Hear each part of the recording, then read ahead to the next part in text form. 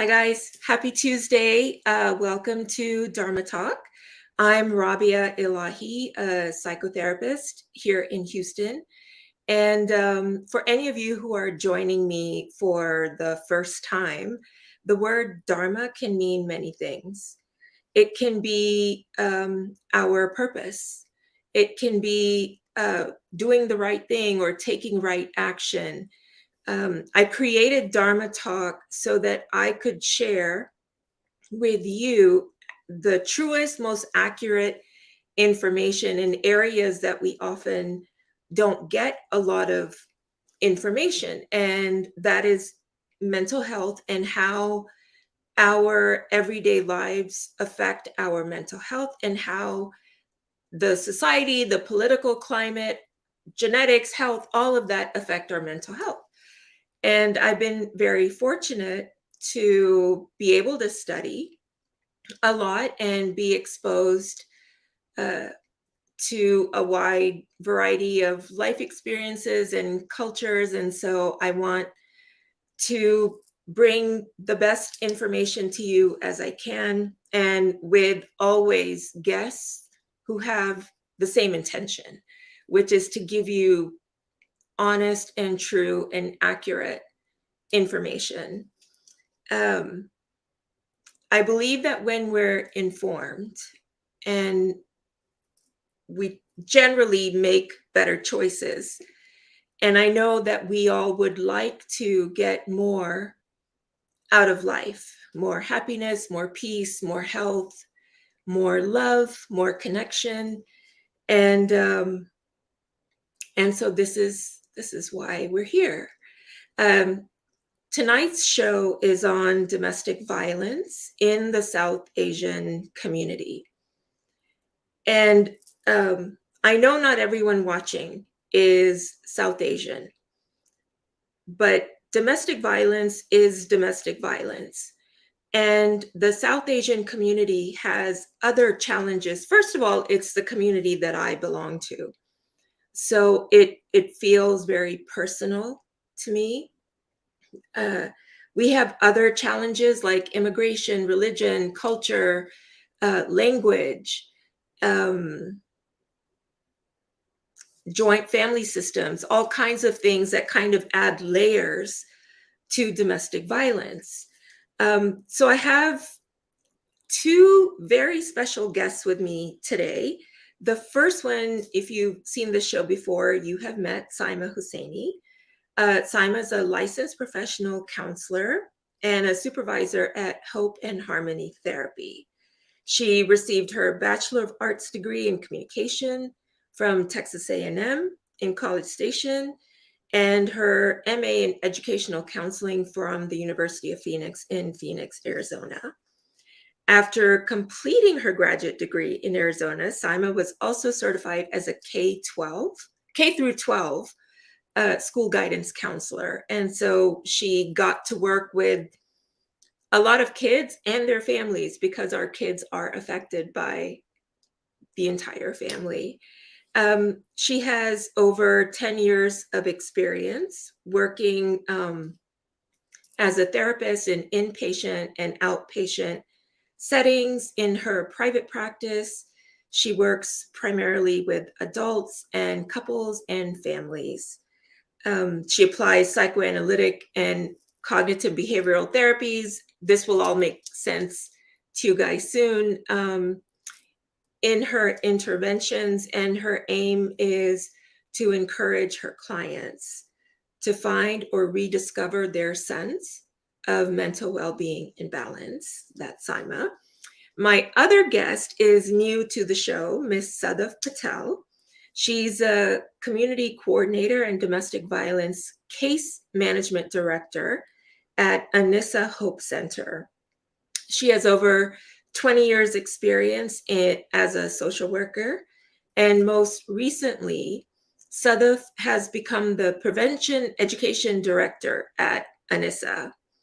She studied international business in Karachi, Pakistan, and then completed her bachelor's of finance here at the University of Houston.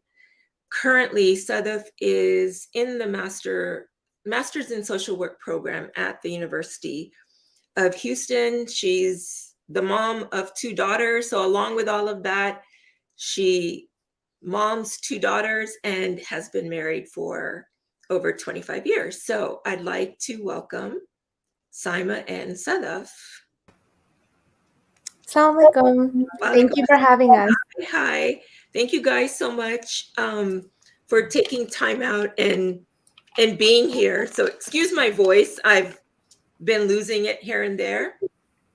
I wanted to um, ask you guys how you see domestic violence, because I know it's a general thing. So I want to talk about it in the general way and then specific to Desi culture or South Asian culture. Right. Sadaf, at Anissa, what when you're doing domestic violence case management, tell me a little bit about that.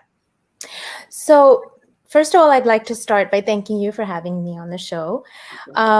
Domestic violence, I don't know if everybody's familiar with the term, but what it means is that when one partner tries to gain power and control over another partner. Mm-hmm. So, it's all about the dominance, and the intention is power and control. Mm-hmm. So, we have in the South Asian community, especially, like, because at Anissa we deal with mostly a lot of South Asians.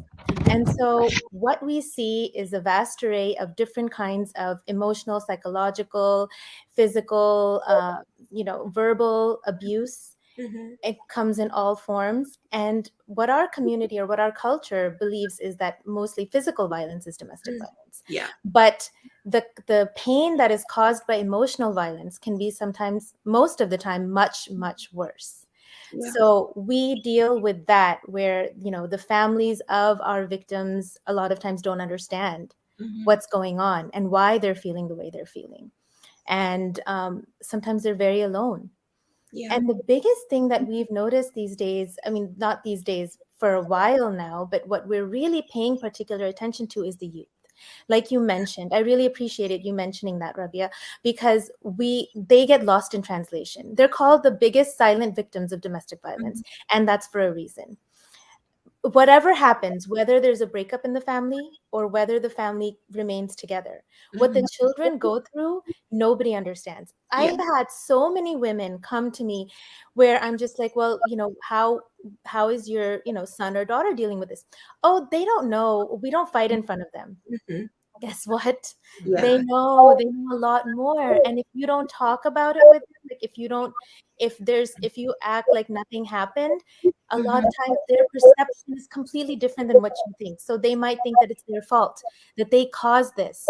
And so Yeah. what they go through internally is so much worse. So we've developed mentorship programs, youth enrichment programs, counseling. I mean, so much focused on the youth, besides what we already do for the families, for the women. And we see that it's a big, it's creating a big difference. So thank you for mentioning that. And that is something that is really important to us at Anissa, to make sure that the whole family is holistically treated and brought to self-sufficiency. I like that you also mentioned about the youth, because I think sometimes kids can think that they're imagining something's wrong if the parents are denying that anything's wrong, and they get separated from their instinct, or their intuition, and knowing that something's not right here, because we want to make it all okay or brush it aside. Well, the other problem with that is that children, and yes, thank you again, Rabia, for having us as I jump in. But children they learn, it's learned behavior, right? So we have to be careful what we're modeling as parents. And if that's all they see, then they may think of that as the norm and might not even recognize that there's something wrong going on here. And then as they grow and as they form relationships with peers or other intimate relationships later in life, they might do the same thing, fall into the same pattern. So it's important to that mentorship, that teaching them that this is not okay, this is not correct behavior. And actually, Saima, you brought up a really good point, because 90% of batterers were abused as children. Absolutely. Mhm. They So it's see it. all learned behavior. It's learned behavior. Mhm. That touches on something that is also very close to my heart, and that is the acceptance of violence, meaning a parent hitting a child, which gives some sort of a message that you can love someone and violate their bodies in a physical way or a violent way. And somehow it's for the benefit of the child. And I know that in many of my clients, especially South Asian clients, they've been beaten with sticks, brooms, punched, um, and fathers hitting daughters, fathers hitting son. I mean, Yeah. mothers hitting too, usually with a shoe, Mhm. is what I hear. But that kind of early exposure to it's okay that someone who loves me can hurt me. Hmm. Right. Well, there's this fine line, I guess, between discipline and abuse. Some, culturally speaking, stereotypically, Mm. hitting your child, slapping them, using a belt is used as a means of discipline. Mhm. And that's what's kind of ingrained a lot of times. Yeah, But it's still aggression, it's still violence. Violence is violence at the end of the day. yeah. And a lot of times the mother is like, because she's being treated that way by her husband, she sometimes just takes it out on the kids without Mhm. realizing, like, her frustration and stuff, without realizing what she's doing. And Mhm. then you see a lot of times, they feel bad afterwards, just like the abuser does, right? So it's just like this pattern that's being created. And it's sad, really. I think that's why, like, at Anissa, that's why I switched my roles. Actually, now I'm the prevention education director, because we decided that what we were looking at is that a lot of the families and a lot of the children don't know what healthy families look like. Mhm. And if you've never seen that, because as I said, 90% of batters are abused as children, then you don't know what to emulate. You don't know what to model. Yeah. So we were like, that should be taught, right? Instead of like what the red flags are. Yes, that's all important. We all know that. But now we need to, go in and actually intervene and teach, what does that healthy family look like? What does abuse, like, this is considered abuse and this is what is considered healthy family. Now you have something you can model, and this is how you can get to a healthy family. Mhm. You know what I mean? Yes, I think if we don't see it, we don't know. We don't know what we don't know. And a Yeah, lot of times we don't know what we think of abuse or violence as something physically, like hitting yeah, somebody. We Yeah. don't think of emotional abuse, yeah, verbal abuse, financial abuse. It's yes, again through power and control is where it's an unequal relationship between the abuser and the victim. yes. All Absolutely. of those different ways. Absolutely. There's Like, a not showing a person, not telling your wife your finances, or the husband not telling them, not letting them work, not allowing them to work, is such a big form of abuse, which is not even addressed at all. Not, they don't know their bank account information. They don't know anything. And so when they're leaving, they don't even know that they might have a credit card balance of $75,000 on their name. Their credit is totally ruined. They have no idea. We have so many cases like that. It's so Mhm. sad, because they've never even had a bank account, don't even know anything about bills. That's yeah, financial abuse. that's financial abuse. Mhm. There's a comment here. How do we address log kya kenge? Uh, Right. what will people say? You know, to help survivors break out of the power and control cycle.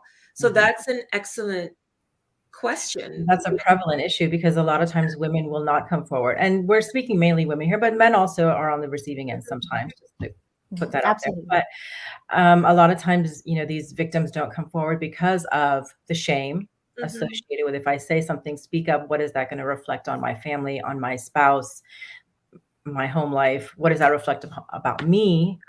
So Yeah. there's a lot of shame involved in women, or victims don't speak up a lot of times for that sheer fact. And Yeah. that's why there needs to be a fundamental change in our culture of abuse, a shift of paradigm.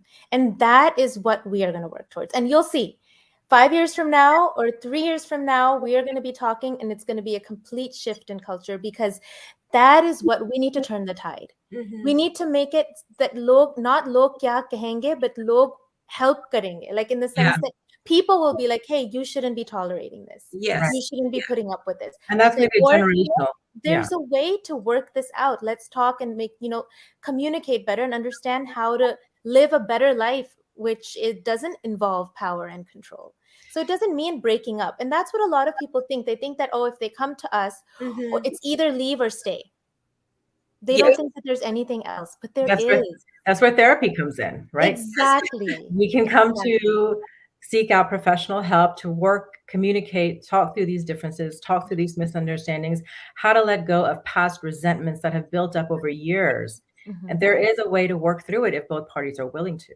Absolutely. Yes. Absolutely. And I wanted to point out that what I have found in some of the clients that come to me or being in a domestic violence situation is they need to hear from another woman that it's okay, that this is good for their daughters to see, and that other women, and I can sort of model a woman encouraging that, no, this isn't okay, and we can start educating the community, but we have to have some way in, some support to have that courage. I mean, it's very, very difficult, especially if you're not a citizen and you're living in a joint family system and your in-laws are there and brother and sisters-in-law and you've got kids. I mean, I had one client who ran out of her house in the rain with one shoe. Her husband had taken her passport and her driver's license. She had no money, and so, but it was so bad that this is what she did to run. And then she was worried about who's going to marry her now. Right. And you know what women need to understand, and everybody needs to understand, is for domestic violence, it doesn't matter. Status doesn't matter. Yeah. You can call the police. They will not look at your status. You can come to us, domestic violence agencies. We will not look at your status to get help. Yeah. So it doesn't matter if you're illegal. It doesn't matter if you're, you don't have a green card. We will help you and you will get help. So that's really important to understand. And, things get to such a point, women have to put up with it. They think they have to put up with it, but you don't have to put up with anything, right? Correct. That needs to be understood. There's shelters, women's shelters, where there's people who are volunteering to give legal advice, therapy, medical, so there's places where women can go to escape that abuse environment. I know that a few months ago in Houston, we had a murder-suicide, in the community where an estranged husband shot his wife, his 4-year-old daughter, and the mother-in-law, and then killed himself. And I know we hear these stories in other societies. I think if it's gotten to that level in the South Asian communities, that just says we've ignored things for too long, and the education really needs to get out there. We need to engage the community so much more, engagement and education. And, this also shows us something, that there's another side too. Like a lot of times what we think is that, if we help the victim and we get the victim out of a situation, then it's over. But a lot of times it's after she leaves that it becomes more dangerous. But at the same time, also the abuser. So we've started like engaging the men in the community, and we've done trainings for them, teaching them what domestic violence is, but also how to start a conversation with not only the abused, but with the abuser. Because a lot of times, if they're isolated and shunned by society, that only makes it worse for them. Yes. And I know socially it's like, oh my God, what is she saying? Like, how are we supposed to engage with the abuser? But you have to understand the long run picture, right? It's just like, if you're shunning somebody, they have no reason to live. And so they will do anything and take themselves down. Yes. But at the same time, if somebody goes to them that, hey, what's going on? Can I help you? It might make the difference of bringing them back in. Well, making it safer. No, I agree 100%, Sadaf. It's that cycle of shame, right? And shame creates more bad decisions. More bad decisions create more bad behavior, which creates more shame. And you're right, the isolation, when there's nothing to lose, Nothing to why lose. not Yeah. take everybody out? You Right. know, like, Right. what is life? I have no one. And it's horrible. Okay, so here's another comment. Oh, HK asking if we can make DV focused resources available during the citizenship naturalization process. That's a good question. Mhm. That would be amazing. You know, I don't know how that would be done, but Right. I think that would be amazing. So we have there's U visas and there's the WAVA. There's two different types of processes that you can use to become legal or to get, you know, the path towards citizenship if you are a domestic violence survivor or victim. You know, we will have information about, you know, both of those, and we can, you know, give you more detailed information about that. But it's there are pathways that, even if, like, the WAVA is like, if you are married to a citizen and you're not, and, you know, that's the biggest threat that they give, that we're going to, you know, not apply for your green card, we're not going to do that. So there's a way of, like, you know, if domestic abuse has occurred, that you can go towards that. And then the U visa is for people who are married to non-citizens. Yes. So even the husband is not. So, you know, I don't want to go into detail here, but yes, there are pathways for both non-citizens and for citizens, you know, married to citizens and non-citizens. And there's a lot of actually pro bono legal resources that help with that, with immigration. And where does a woman go once she's been shunned, you know, and not ever had the opportunity to make friends? Anissa would be a place to Absolutely. go Absolutely. where Absolutely. there is some community support. A lot of I would say like 70% of the victims that come to us don't have anybody else here. They're orphans also. Like, a lot of times they don't even have anybody back home. They don't have anybody here. And they're just like, we have no one. And Right. that's why they've been in those situations for 12, 15, 17 years. But it gets to a point where they can't remain in them anymore. And then there's shelters around, you know, in Houston and other cities also. I mean, Shifa is another women's center where women can go to find the resources and support to go to you know, when they're trying to escape those environments in their homes. And there's Houston Area Women's Center, Fort Bend Women's Center, there's Daya, there's us. But at Anissa, we work our best to create, you know, give holistic services to bring the women to self-sufficiency and get them all the resources that they need. Right. But what we're trying to do now is trying to get early intervention, so that if there's any chance of saving that relationship, we can also work on that. You know, one of the things I often will tell people when I hear comments like, well, why doesn't she just leave? And not only can it be a financial struggle and all of that, but also many of these women or men love their partner. You know? And so that makes it difficult for them to leave too, because there is a hope that something will change. But I think even getting a couple into counseling, Right. you know, could be so helpful. Right. Well, you have to remember, you know, when these abusive relationships, the victim or the abused is made to feel like they're questioning themselves. Am I really being abused? You know, they feel like their gaslighting is happening. And there's different types of abusers. There's this book. It's called When Men Batter Women. It's by Dr. John Gottman and Dr. Neil Johnson. They wrote this book, and it talks about the different types of abusers. So a lot of times we, you know, they talk about two basic types. There's one that has a cobra personality, who's kind of the calm, not really gets physical, but they're calm and calculated more so. So they're more manipulative. Okay. So those are the words you see the gaslighting happening more. Like, I didn't do that. You know, what are you talking about? That's not what I meant. I'm sorry. They apologize. So they kind of keep calm. So the victim feels, well, maybe I misunderstood, or maybe, and so they question themselves, and they'll stay. You know, and the other type is more like a pit bull. They're more aggressive, violent. So that's clear. So, but that's also hard to leave because you feel trapped. Where do I go? You sometimes feel endangered. If I go, what else would they do to me? So there's a number of reasons why the victims, it's hard for them to leave. And they also feel that they don't have the self-confidence because they've been told throughout their life that, throughout the marriage life, that they're not good enough, that they haven't done anything well. So they actually start believing that. Yeah. And they don't have any self-confidence to think that, will I even be able to make it?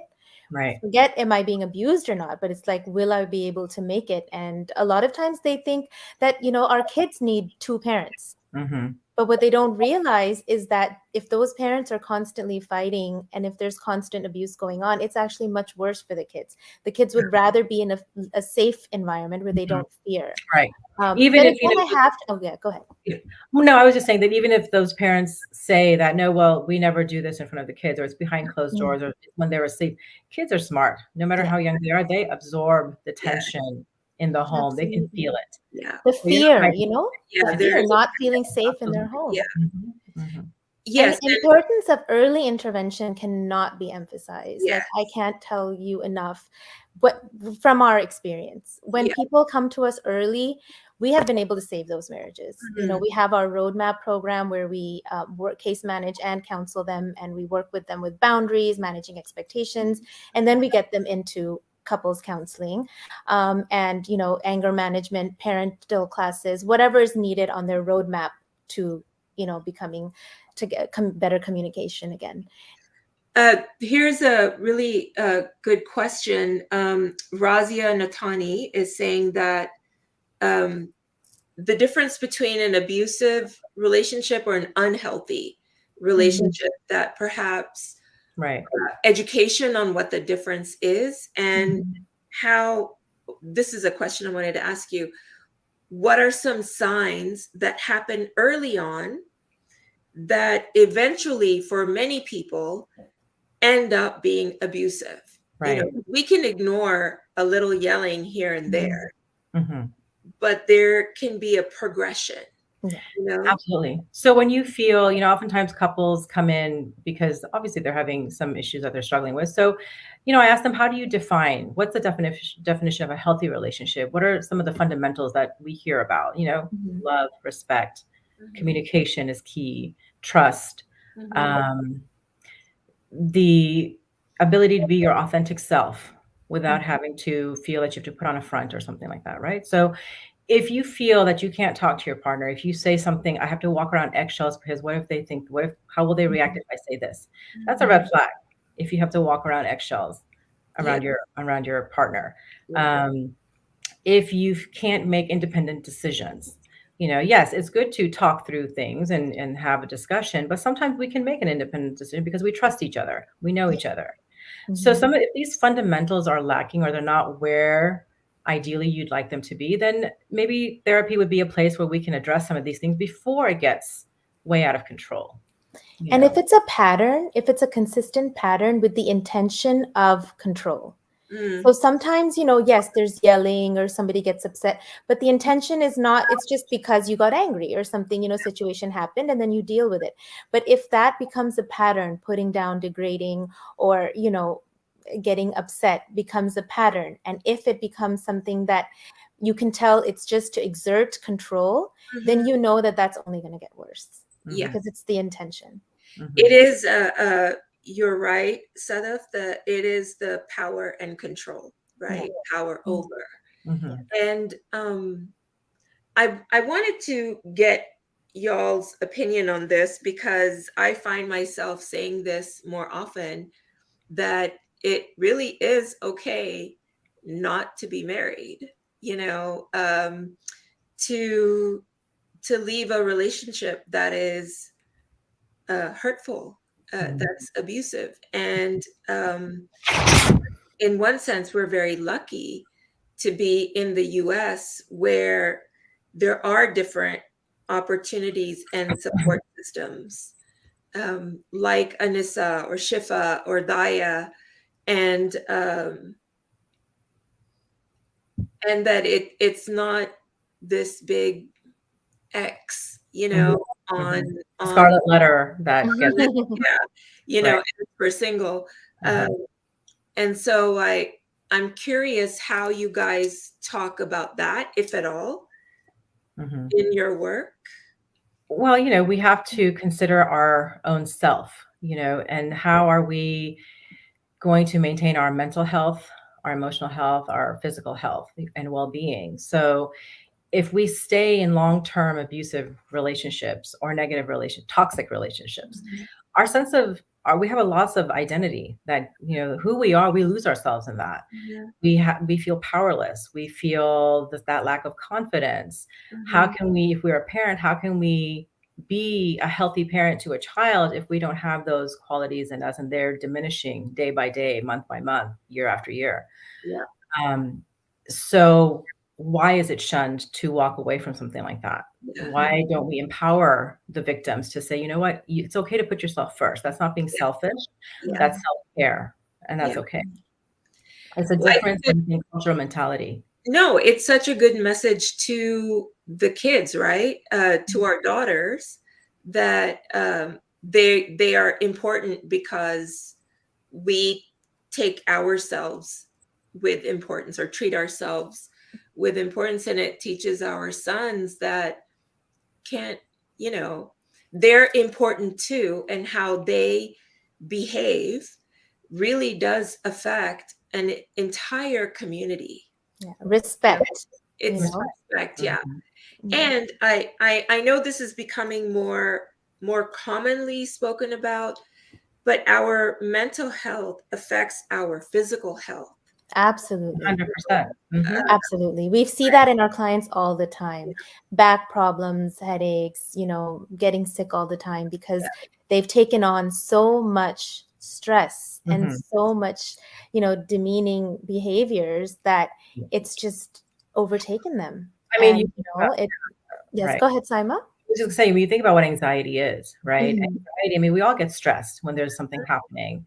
mhm, That's our stress response. We have that built in, fight, flight, or freeze, right? mhm. Yeah. Anxiety is when we are constantly that stress response is always on high alert. What if something happens? What Yeah. if they hit me? What's going to happen? So you're on high alert all the time, thinking of all these what if scenarios that may or may not happen. So that anxiety is, over the top. And so we all know the effects of anxiety on our physical well-being, our heart disease, diabetes, Mhm. all sorts of things that Yeah. affect our bodies. Even cancer has Mhm. been correlated to mental health. Yes. Mhm. Yes. Mhm. Because we're looking at a lower immune system. Exactly. Mhm, When and we know these people. I know that if I've gone through depression in the past, I'm more likely to get colds and, yes, definitely back pains, Mhm. mhm. and sleeping too little or too much. Some of those signs. um Go ahead. Rabia, yeah, I wanted to mention something that I think is really important. Mhm. Um, you know, I think it's very important to teach our kids, our children that are growing up now too, in this day and age, that if you're choosing your life partner, to be careful about what you're looking for, but also premarital counseling. Yes. I can't stress the importance of it enough. It's just people look at the wrong things when they're choosing partners.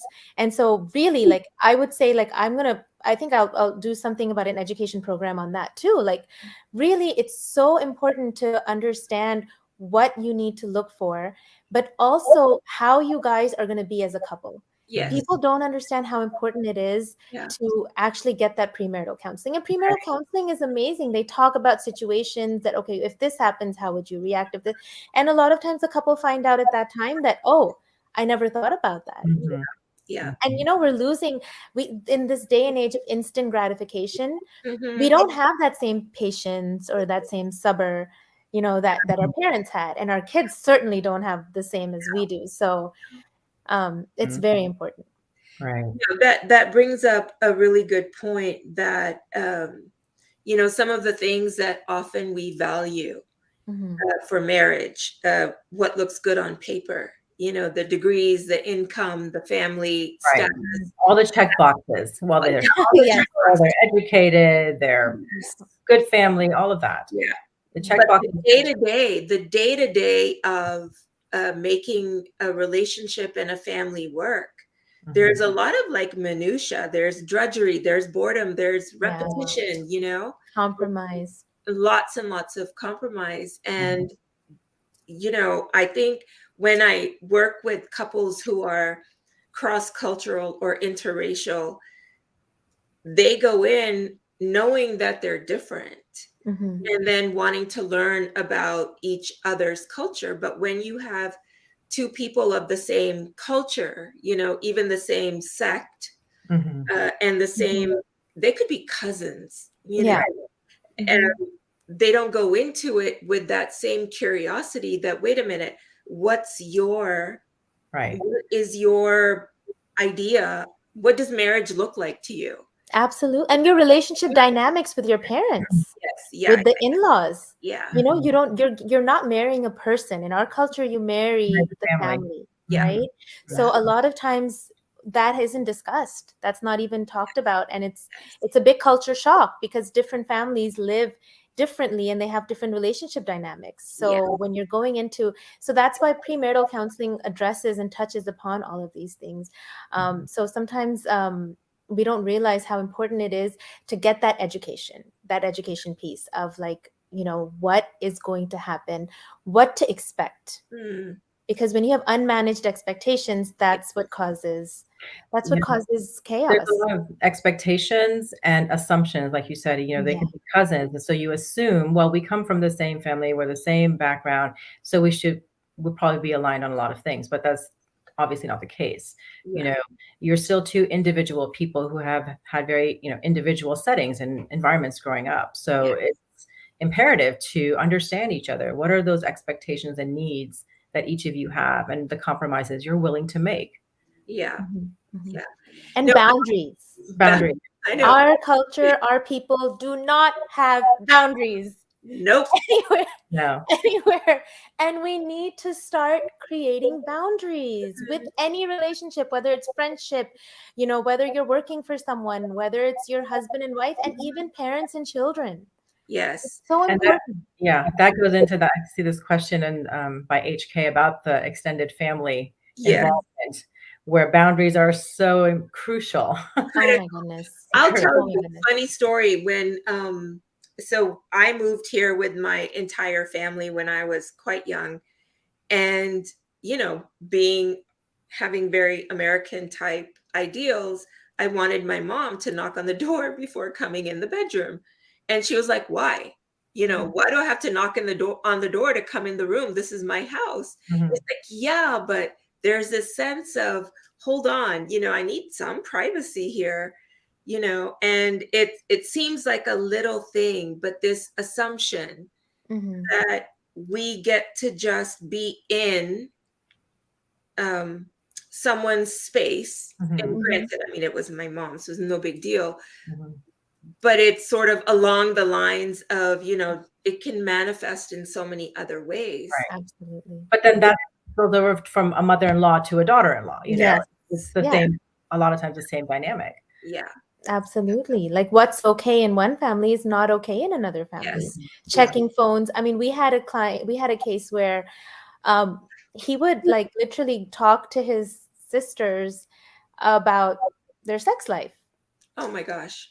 And it just totally traumatized. Obviously, it would traumatize anybody. And Yeah. she's just like, and he wouldn't understand why it's not okay. Mhm. Mhm. Mhm. I Oh, mean, that's the extreme. Like, for so. anyone watching, I just want to say this.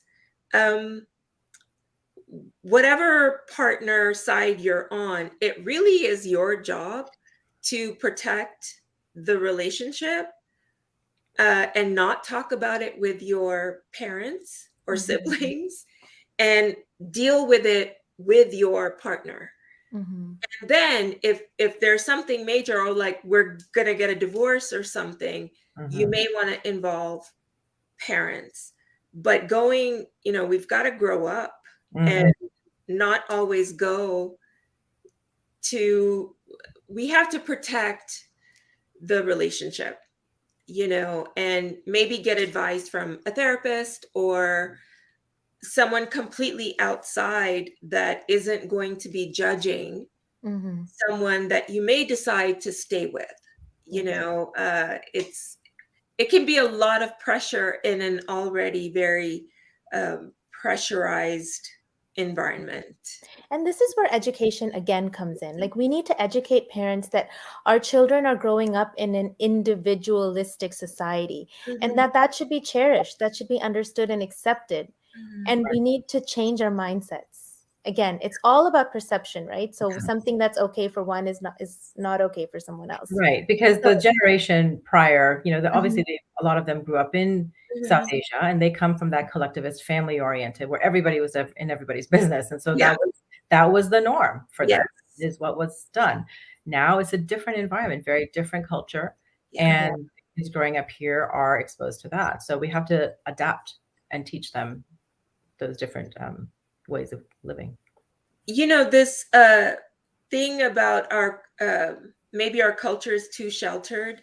Yes, I think so. I think you know, when you're an immigrant and you stay within the safety of your own people, your own language, and all of that, it's hard to know what's different or what could be better, you Right. know, and it takes sort of being open to experiencing and learning about different things, Right. Yeah. you know, different And ways. it's not selfish. It's It's not not selfish. at all. That's what people need to understand, whether it's the moms, the dads, the children, the in-laws, like, Yeah.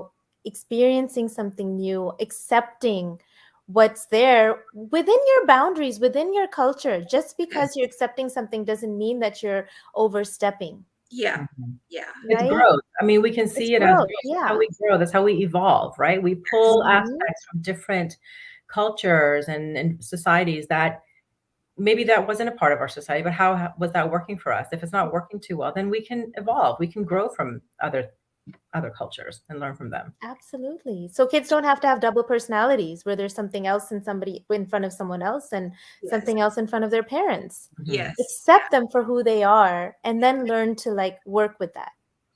Yeah. I think education, we get back to education, you know, Absolutely. education, community outreach, Hmm. safety, Mhm. Yes. in the people we reach out to. There's another comment here. Uh, the brides that are brought here for a better life, you Mhm. know. Mm.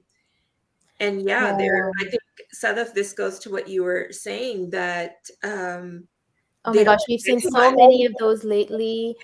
Literally, like, it's so sad. It's heartbreaking. Like, these women are brought here, they don't know anything. I mean, it's like they're purposely looking for women who, To take care of the yes, household and yeah, it's yes. very, very They sad. just have to do all the work, and they think that they're not going to be able to fight against them or be like, Americanized. Yeah, And they think that they can just totally abuse them and use them and do whatever they want. Right. And that's not okay. yeah, And it's so, so important. Like, we have to, as a society, and that's why we need everybody in the community. Like, mhm, every single person has to be a part of this change, this tidal wave of change, where mhm, we need to stop accepting this socially acceptable abusive culture that we have. We don't even realize how accepting we are of yes, things. Like, Mhm. oh, it's okay. Like, so many of our clients, I can't tell you how many of our clients tell us that their mom was like, well, at least he's not hitting you. yeah, At Right. least he Right. didn't cause any bruises on you. yeah, And, there's always an at least. Like, you Mhm. don't even ask how she's feeling or what she's thinking. Okay, no. Right away, it's like, no, you put up with it. At least Right. this isn't happening. You don't Men know are what just she's like going that. Just accept it. through. Just yes. Right. yeah, Mhm. it could be much worse. It It, could It's be. always it could be a cover, lot patience, worse. or it could be much worse. Yeah, Right. And that has to stop. yeah. That doesn't mean that you have to leave, but it has to stop, Mhm. you You know. know, on a later show, I really would like to talk about how we can use religious text Mhm. to support abuse, Mhm. and Mhm. and that maybe there has to be a re-educating on also what the religion maybe really says. Absolutely. There's probably there was definitely is a lot of misinterpretation and Absolutely. Yeah. people who have interpreted things to their own benefit and put it out there, and Yeah. people latch onto these things and go with it. And the reason why there's whatever is written in the exactly it's misinterpretation. There were reasons why. There are stipulations, you know, it's not just, oh yes, you can do this. Mhm. There's so much hikmah and so much in the background that Yeah. needs to be understood before it's stated like that. Yes. So yeah. What about substance abuse? How often do you guys see the abuser or the person that's abused, or actually even the kids? I was going to say it's more so the children that are falling Yeah. victim to that aspect. But even the abuser, we've seen a lot of substance abuse actually. Yeah. More recently, it's yeah, both a combination of alcohol and substance abuse. Yeah. And you know, where they're just intoxicated and that's how it gets worse. Right. But you're right, children are learning Because they're trying to escape. They're That, trying to escape. that's their escape. That's their negative coping, and they don't Yeah. know. They have no other way to cope other than to escape. Yeah, I haven't seen victims as much. Actually, I haven't seen many victims or survivors that have, you know, that are getting into that. But definitely the perpetrators or the abusers and some children. Kids, yeah. Yeah. Sadly. Yeah, I would think it's really difficult for kids when the environment at home is tense, Right. fearful, angry, and chaotic, uncertain, where they would try to numb their feelings, you know, because they can't make sense of them. And if we as parents aren't, if we're denying that there's anything wrong, Right. then it's really not, it goes back to that whole thing of education and knowledge and being truthful. That's why we've started this an I Belong program where we've actually, with each of our DV clients, with each of those kids that are from middle school and high school, we've connected them to a mentor who's you know, young professional between the ages of 22 and 35. They've been trauma informed, trained by Dr. Hamdan, and they, you know, they're just a safe person to rely on, somebody that's stable in their life. Yes. Yeah. And you know, they talk to them, they take them out. We have like every 3-4 months we have a, you know, like bowling or a picnic where everyone gets together. Oh, And nice. it just makes a big difference to know that there's somebody there for them other than like a counselor or a therapist. Right. Right. It's kind of like a big brother, big sisters. Kind of, Yes. it sounds Yeah. like. Yes. Right. Absolutely. Absolutely. So, But you know, so go ahead. no, go ahead, Sadaf. No, I was saying that again, the young brides from Pakistan and India that they bring, I mean, I would say that's a form of human trafficking. Yes. Honestly, like I wanted to put that out there because it's not okay. Because they're completely helpless, oftentimes don't even know the language. They have nowhere to go. They're literally trapped in their home. Tribe, nothing. Yeah. Yes, I agree with you. And I do think all of these things factor also into public health. Yes. And so this is what I was going to ask you guys. What can one person do? First of all, if they know someone that is in an abusive situation, what is maybe the one or two things that anyone watching can do? I would say don't show judgment. Be a support in whatever way they need you to be that support. Offer whatever kind of help or lead them to resources that can help them. Let yourself be a person they can turn to without fear of criticism, judgment, shame. Listen to what they have to say. Exactly. That's perfect, Sam. I really like that's exactly. Judgment needs to like completely be out the door, but definitely listen and lead them to resources because there is help. So help them understand that it's okay. Like, you know, you can complain, you can get out of this, you can you know, get help. It's not your fault. It's not your fault. Yeah. And that is the one thing that what the perpetrator wants, you know, the victim to feel. Oh, I hit you, but you made me do it. Yes. Yeah. Right. You You know, did Shouldn't something have wrong. spoken I back didn't to you boot up. shouldn't have done that. Yeah, that's what made me do. You know, I get angry. You shouldn't have done this. It's always somebody else's fault. Right. Yeah. And what you need to understand is it's not your fault. Mhm. Yeah. You Yeah. know, I this isn't exactly part of what we're talking about, but I really want to bring this in, that it's critical that our little girls, sisters, nieces, moms, um, that we let them know that being a woman doesn't make them less of a human Mhm. than anyone else. Mhm. And they have absolutely the same right to happiness and safety and success and love, Mhm. as any male would have. Right. Absolutely. And there is, even the US, we are seeing such a violence against women, Right. Mhm. where a woman isn't even allowed to own her own body, which is a form, I think, of violence, that someone else can take over the ownership of your body and hurt you. Mhm. And so I maybe it can start, I think my daughter gets sick of me always telling her, Yeah. how no one has the right. She gets to choose, Right. whatever she wants to do, and then I'm there to say yes or no, Right. as a Well, guidance. if we think about it, we develop that as a society, right? Mhm. If you have a son and a daughter, a lot of times if the son is crying when they're like 5 years old or 4 years old, and if the son is crying, and you're just like, if the daughter's crying, you hug her, you find Yeah, out what's going on. yeah, The son, after a few minutes, like, hey, don't be like a girl. A lot of times that's, yeah, don't cry like a girl, yeah, don't play like a girl. yeah, So what are you showing them what a girl is? Already you're teaching those boys that girls are inferior.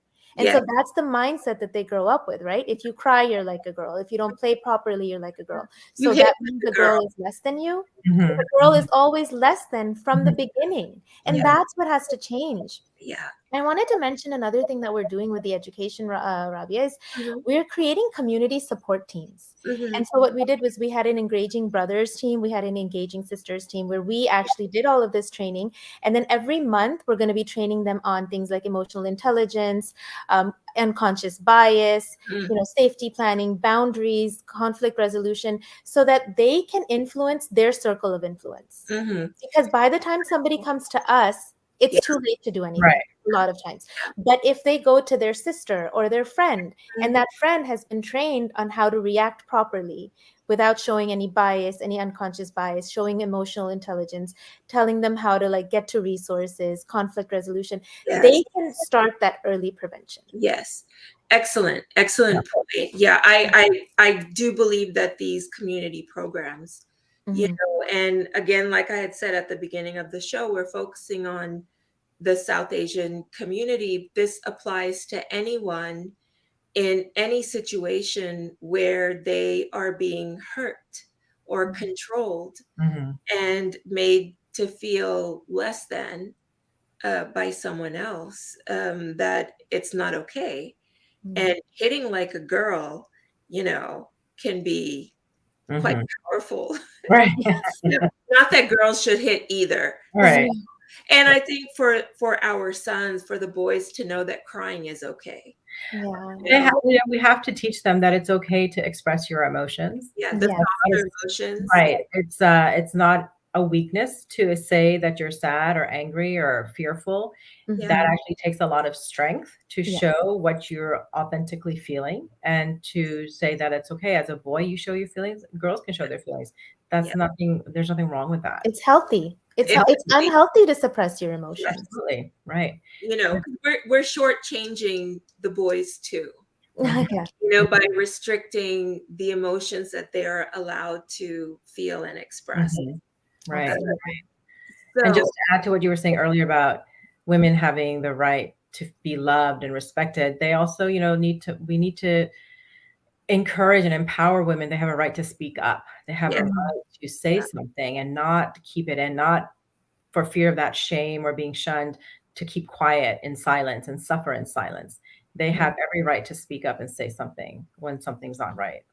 Yeah. In many of our societies that are patriarchal, we've inherited the trauma of the women ancestors, where to speak up was to be killed or thrown out of your tribe, shunned and left alone. And so it almost takes you know practice and extra work to Right. just speak, Mm-hmm.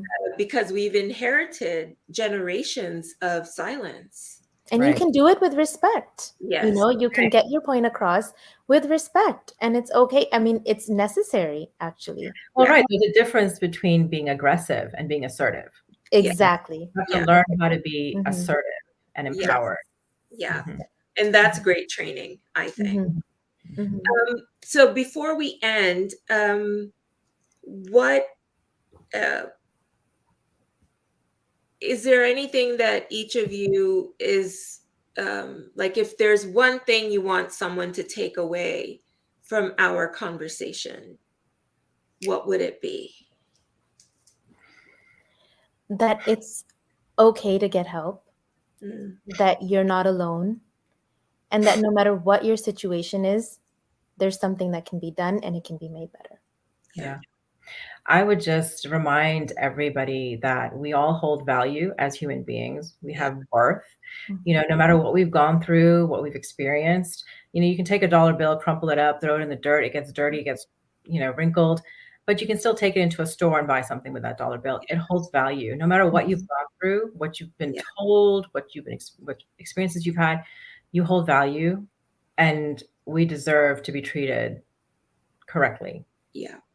Yeah. Excellent. Mhm. And as far as reaching each of you, I don't know. I'm wondering, Renee, if you can put up their um, websites The or websites, I do Yeah, see I them. think they're on there. Yeah. right. Great. So Mhm.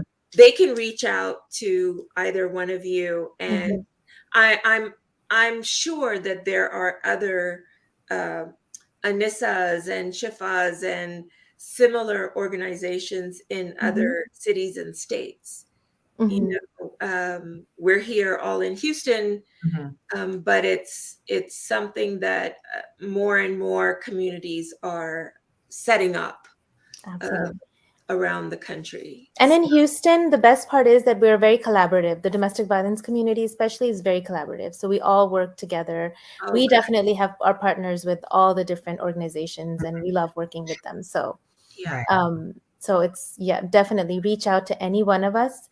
And it does, just because you reach out doesn't mean that you have to leave. It doesn't mean that it's going to be the end. We'll Right. work with you wherever you're at. yeah, And therapy is something that is there for everybody, before you find yourself having to go to a shelter, yeah, reach out, try to get some counseling, try to talk to a therapist, yeah. work through those differences, express those, conflicts that have been there. Yes. So prevention could also be the key. Prevention is the cure. Prevention. Yeah. Education and Absolutely. prevention. Yeah. Thank you both, Simon, Sada, Thank so you much for doing this. for Thank sharing you for having us. all of this, and for all of you watching. Thank you very much for taking time out. And if you know anyone that you think could be helped by what we talked about, uh, please send them the information. This will be on YouTube, it'll be on my Facebook, and I'll be sending Simon Sadaf copies of this. And so there is a way to pass on the information for anyone who couldn't be here today and Mhm. watch. And in closing, I I want to thank all of you, and I want to say that none of us does this life thing alone. Mhm. Um, we need each other. We need ourselves, and we are not broken or unlovable or powerless. The biggest lie is that you can't do anything to change your life. That is the biggest lie. Yeah. So, thank you again. I know this is end of October. If someone hasn't voted, please go out and vote. Yes. In the midterms, the political climate affects our mental health severely. And it's really important that we not live in a culture of fear and control and power over and a reduction of rights. So that's my 2 cents, unasked for information. So I will see you guys next time. Saima Sadaf, thank you so much. Thank you. Thank you. Thank you so much.